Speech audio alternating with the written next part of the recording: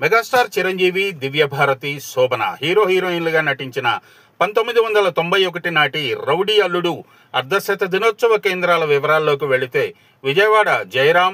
Gudivada Gopalakrishna, Machilipatnam Venkateswara, Guntur Shri Krishna picture palace, Tenali Swaraj theatre, Ongole Srinivasa deluxe, Chirala Mohan theatre, Chilakaluripet Nagarjuna Kalamandir, Narasaraopet Shri Krishna Chitralaya, Rajahmundry Ashoka, Kakinada Padmapriya, Mandapeta Ambika, Amalapuram Rama Mahal, Peddapuram Satya, Tatipaka Annapurna,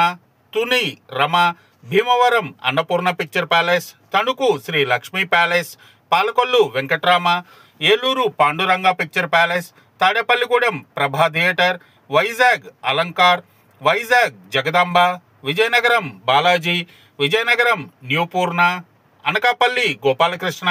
Anakapalli Raja picture palace, Srikakulam Ramalakshmana theatre, Gajuwaka Lakshmikanth, Palasa Durga Kalamandir,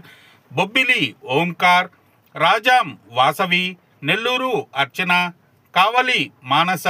Gudur Sundarmahal, Tirupati Ramraj, Anantapur Ramesh, Kurnool victory, Nandyal Pratap, Guntakal SLV, Proddatur Anwar, Adoni Dwaraka,